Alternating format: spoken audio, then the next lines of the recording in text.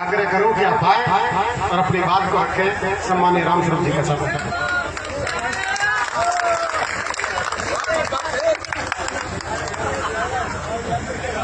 आज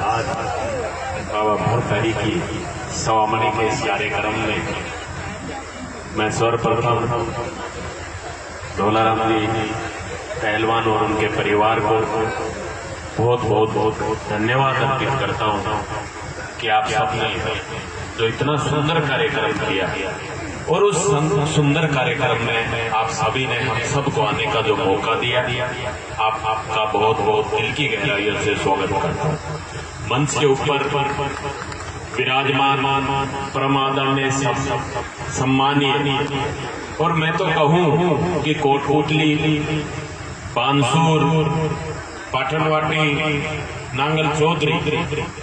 इन सब का सौभाग्य हम सबको मिला कि ऐसा संत इस धरा पर आया। मैं दिल की गहराइयों से बाबा बलराम दास जी को नमन करता हूं कि आपने जो इस क्षेत्र के अंदर जो नाम रोशन किया,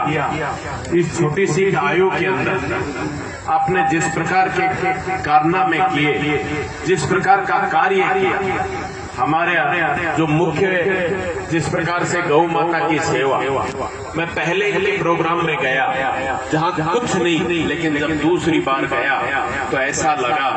कि जैसे कम से कम 10 या 15 साल पहले गौशाला बनकर तैयार हुई हो। ऐसे बलराम दास जी को मैं नमन करता हूं। उनके साथ विराजमान दूसरे महाराज जी, मैं इनको भी नमन करता हूं। नाम तो मैं इनसे परिचित नहीं, गुरदयाल दास जी और मंच के ऊपर विराजमान डॉक्टर चंदेला जी, क्योंकि आप तो सिर्फ डॉक्टर ही रहे हो, चंदेला तो और ही ले लिया था नाम।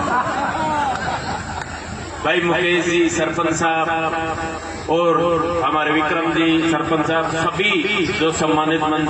भाई सरपंच जी, मैं आप सभी का, और भाई इंदिराज जी और इंदिराज जी, राम सिंह जी और आपकी दोनों पार्टी, मैं इनको धन्यवाद अर्पित करता हूं। और हमारे प्रधान जी, मैं इनको भी धन्यवाद अर्पित करता हूं कि आपने जिस प्रकार से जो सदैव हम सब पर आशीर्वाद बनाए रखा, उसके लिए दिल की गहराइयों से धन्यवाद अर्पित करता हूं। साथियों, अभी राम सिंह जी और हमारे सम्मानीय रावत साहब की नोक झोंक और बातें चल रही हैं, और जब बातें चलती हैं तो कहीं ना कहीं हमारे जो पुराने ग्रंथ हैं,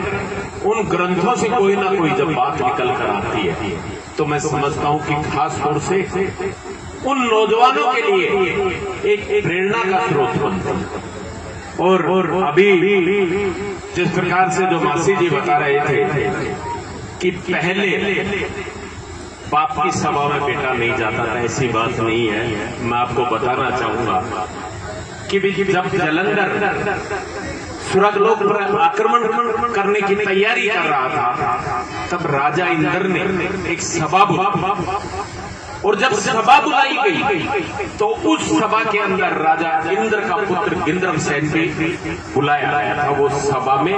ऐसा नहीं था कि वो गया नहीं, उसको बुलाया गया था। और जब बात चलती तब उसको इस बात पे हंसी आई, एक राक्षस है, उसके ऊपर आप लोग इतनी विचार विमर्श कर रहे हो, और इस पर जब उसको हंसी आई तब उसको श्राप दिया गया कि तुझे 12 वर्ष पृथ्वी के ऊपर गधे का रूप लेकर रहना है। ये मूल रूप से बात है, और फिर भी कहीं कोई कमी रहे तो मैं सुधारने के लिए तैयार हूं। मैं तो आप लोगों से इतना जरूर कहना चाहता हूं कि हम लोग सदैव अपने ग्रंथों को, अपने से बड़ों को वो सम्मान देते हैं। हम जब भी, आज भी जब भारतीय संस्कृति की बात होती है, इस देश के विकास की बात होती है, और जब भारतीय इतिहास को पढ़ा जाता है तो भारतीय इतिहासकार अलग अलग बातें कहते हो, लेकिन मैं आपको विश्वास दिलाना चाहता हूं कि जब तक भारत का संपूर्ण इतिहास पूरा नहीं होता, जब तक मां परमाधाई को नमन नहीं किया जाता हो, जब तक वो इतिहास पूरा नहीं होता। साथियों, मेरे बुजुर्गों और खासतौर से जो नौजवान साथी यहाँ बैठे हुए हैं, मैं आज